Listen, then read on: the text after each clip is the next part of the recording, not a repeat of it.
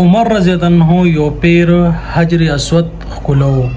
پیغمبر علیه السلام ورته څه ویلي وو؟ ډېره قیمتي ډېر ناشنا بیان دی، تاسو یو ځل لازمي واورئ.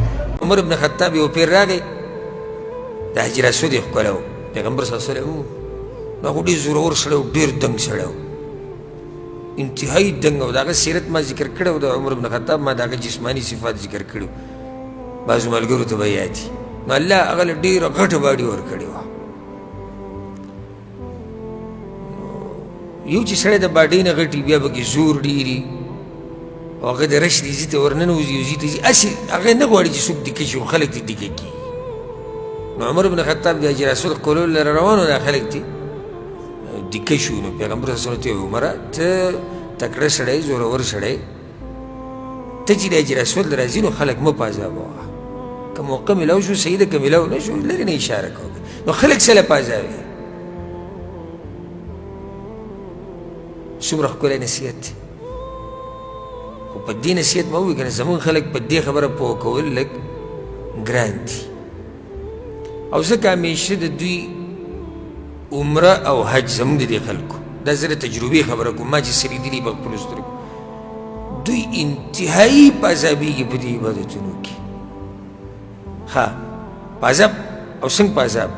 حج نه یو سړی راغی، څنګه دعاګانې؟ د دعاګانو خو چې موقع میلاو شوی موږ به کړی وی که نه، خو ټول ورځ به کشتۍ کې کته بره لارو کوڅو کې سمله، یو ځای ته ورځه چکر وله، بل ځای پاکستان نه پلانې راغلی، افغانستان نه پلانې راغلی، مینا کې دی او هغه عرفات کې دی او هغه دلته دی او هغه هلته، او راځي چې ځو جبل عرفات ته خیجو، او راځي چې ځو غار حراله به ورشو، او راځي چې ځو جبل ثور به وګورو، راځي د صحابه کرامو هغه به وګورو، راځي مسجد جین ته به ورشو، دلته پیریان او دلته پلانې او دلته الله دی، در دوی کسي.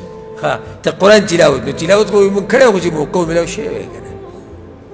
نو دا کوم حج دی چې دعاګانې تا ونه غوښتې، تلاوتونه تا ونه کړو، منځونه تا نه بیټې مشو، ته تللی سلی وي، ته سلی تللی وي. دا ګورې که زما دا خبره غلطې وي په ما ردو کې ښه مخامخ چې ستا دا خبرې غلطې دا زمونږ د حج او د عمرې طریقې که نه. ښه عمرې له ورغی او سم ستړی دی ګاډي کې 8 ګنټې 9، او چې بس کې لاړ شي 11 ګنټې 12 ګنټې ستړی شوی د خپې پټ رسېدلي کمرې ته ورغلی. ورور داسې کار کوي یو ګنټه اوږده کېږو، طبیعت به هم برابر نن نه وایي اجر چې څومره ستړی کېږي ډېر. زه لاړم خالي یو ګنټه به دې دمه کړې وه، لږ به طبیعت به دې برابر شوی، بیا به دې دعاګانې ښکلې غوښتلې وي، لږ به هلته صفا مروه کې چې سړی ودرېږي پیغمبر صلی الله علیه وسلم به ډېرې اوږدې دعاګانې وغوښتې، موږ به هم دعاګانې اوږدې وغواړو، لږ په ښکلې طریقه باندې ننوځي. زه لاړم ښه چې دی راشي د دې څه حالي دعا یې کړي. د دعا د خبره ګنګس دی 10 ګنټې مسلسل سفر، خوب نشتی، ستړی دی، ناجوړه شوی دی، خو په دې حال ورځي. او ښکلی قانون ټولو دا جوړ کړی دی په دې چې دا خبره د کوم ځای نه اورېدلې وي چې څومره پکې پازابېږي اجر ډېر. دا خبره صحیح ده، خو په یو شرط چې کله دا پازابېده په تا باندې راشي، په ځان به په زور نه پازابې. لکه اوس یو سړی دی پیزارې پخپوري، پیزارې پخپوري او حج کې ګرځي او دا وایي چې څومره چې پازاب شي ښه ده، نو دا پیزار لرې کړي او په دغه ګرمه ځمکه باندې ګرځي. یو سړی دی د هغه نه پیزار ورک شوي دي، څه وخته پورې غریب پیاده وګرځي.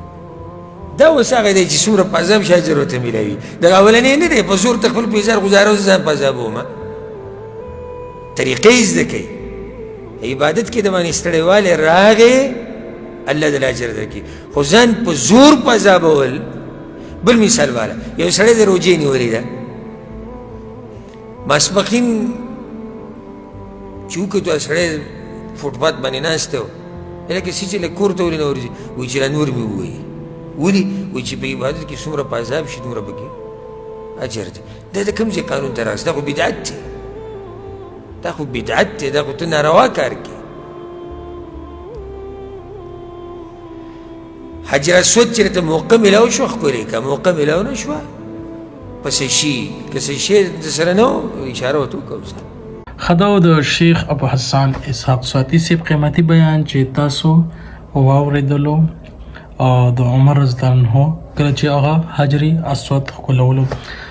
امید کوو چې دا بیان به تاسو خوښ شوی وي. دغه شان قیمتي او اهمو ویډیوز لپاره تاسو زموږ سره اوسئ. موږ له راکړئ اجازه. السلام علیکم ورحمت الله.